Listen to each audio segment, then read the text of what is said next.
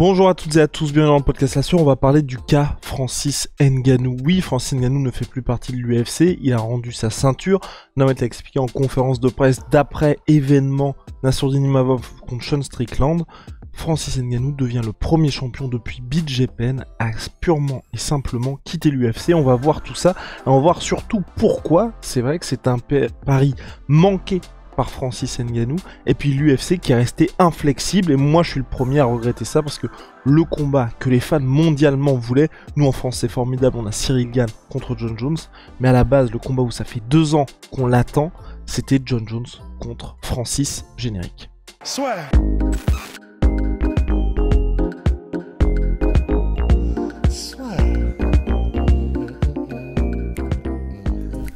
Entre dans l'octogone avec Unibet. Qui sera le vainqueur du combat? En combien de rounds?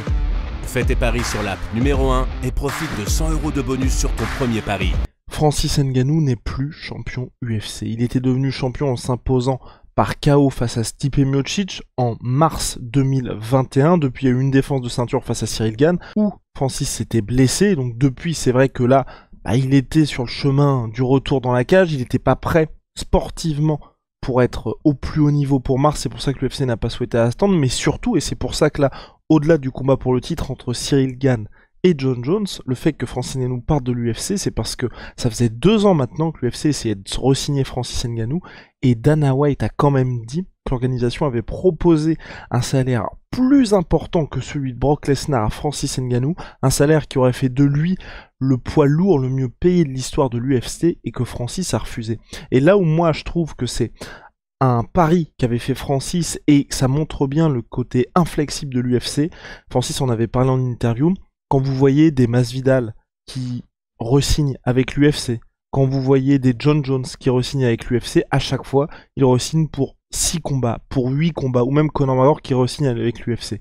Et pour Francis, ce qui était important pour lui, ce qui était ultra crucial, c'était qu'il n'y ait pas d'exclusivité. Il voulait être un homme libre, c'était très important pour Francis.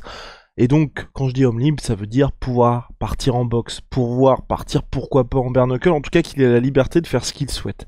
Et quand vous voyez ce que fait l'UFC, et là je les comprends complètement, parce qu'il faut se mettre à la place des deux camps, si vous êtes à la place de l'athlète, effectivement vous voulez être libre, vous voulez pouvoir faire ce que vous voulez, et surtout vous voulez avoir la main sur toutes les négociations.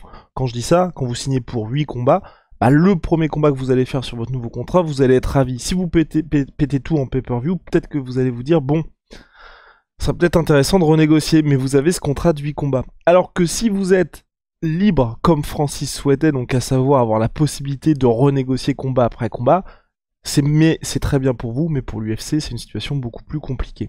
Et donc, ce qui s'est passé, c'est que Francis est resté inflexible, et c'est vrai, vous n'avez qu'à regarder toutes ces interviews, toutes ces prises de parole, il a toujours voulu la même chose, être libre, et l'UFC de leur côté, je suis désolé Francis, on veut bien faire les efforts financiers conséquents, quand je dis conséquents, enfin, être mieux payé que Brock Lesnar, qui est l'une des plus grandes stars de l'histoire de l'UFC, c'est énorme tout simplement, mais la condition sine qua non à ce que ce contrat soit validé par nous, c'est ok, tu vas être énormément payé, mais tu t'engages pour la durée avec l'UFC, ce que Francis n'a pas voulu faire. Et donc on se retrouve dans une situation où là, mine de rien, sur les derniers mois, José Aldo est parti, TJ Dillashaw est parti, et surtout, Nate Diaz et Francis Ngannou sont partis. Et là, pour moi, c'est, on va dire, le plus inquiétant. Parce que TJ Dillashaw prend sa retraite, José Aldo prend sa retraite du MMA, il va sûrement faire de la boxe anglaise. On va dire que les chapitres sportifs sont terminés pour eux. Je peux ajouter aussi à la liste Shane Burgos dans la catégorie similaire à Nate Diaz et à Francis. Avec Nate Diaz et Francis, l'UFC, quand même, en ayant souhaité à la base prolonger 2 superstars, n'a pas réussi à les conserver. Quand je dis n'a pas réussi, ils auraient pu très bien se dire bon on va peut-être faire un petit effort supplémentaire que nous n'avons jamais fait, à savoir mettre une clause où on les laisse un peu faire ce qu'ils veulent. Parce que Nate Diaz et Francis, ils ont pour similitude de vouloir être un peu plus libre, ou quand je dis un peu plus libre, vouloir explorer autre chose que le MMA. Et à chaque fois, Francis et Nate Diaz ont été jusqu'au bout de leur pari avec l'UFC, sont restés inflexibles, et finalement l'UFC a dit je les laisse partir. Et donc pour moi c'est un pari qui est perdu un petit peu du côté des athlètes, parce qu'ils loupent une grosse opportunité. Francis Ngannou loupe l'opportunité de Jon Jones, où en MMA aujourd'hui pour Francis, il n'y a pas de plus gros combat possible, aussi bien sportivement que financièrement. Du côté de Nate Diaz, pour le coup, aujourd'hui, il loupe l'occasion de faire la trilogie contre Conor McGregor, où, je suis d'accord avec vous, sportivement, quand on sait qu'il a affronté Nate Diaz par le passé, c'est pas le plus gros possible, en tout cas financièrement et de très loin. En MMA, c'est la plus grosse opportunité possible pour Nate Diaz. Donc les deux ont perdu ça, mais du côté de l'UFC, parce qu'il faut aussi se mettre du point de vue de l'UFC, il y a deux de leurs plus grandes superstars qui sont aujourd'hui sur le marché.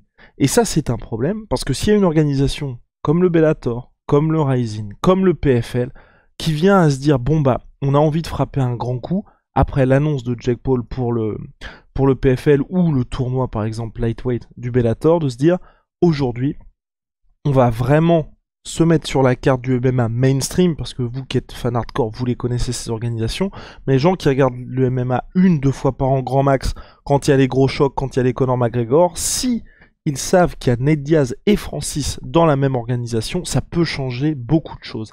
Et c'est là où moi je trouve que c'est intéressant, c'est que d'un côté, eux, les combattants sont allés au bout de leur philosophie, l'UFC est aussi allé au bout de sa philosophie à chaque fois pour dire, on ne peut pas se permettre de faire un précédent.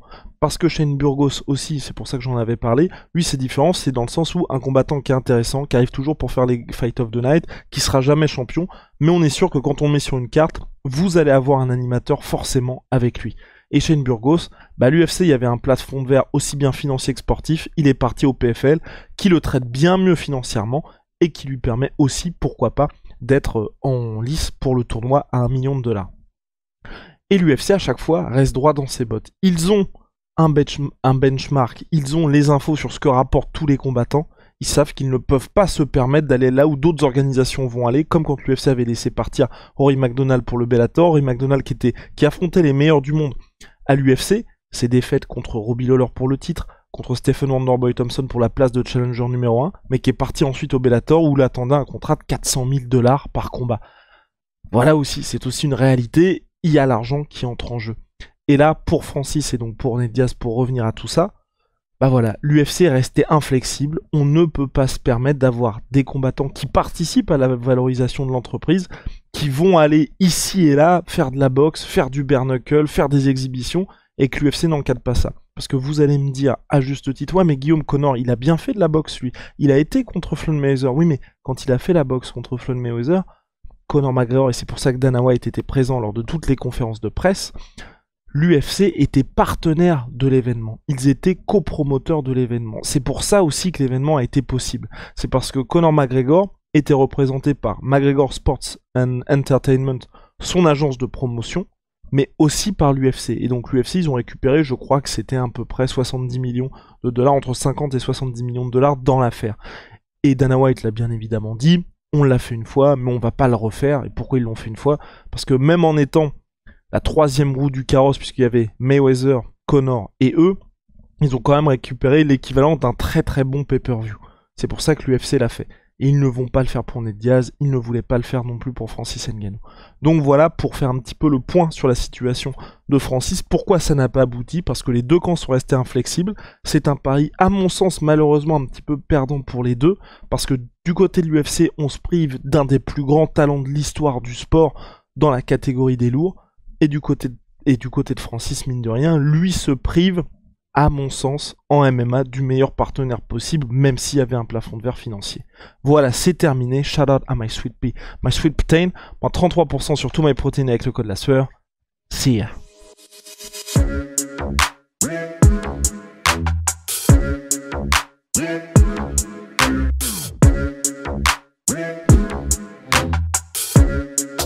Yeah.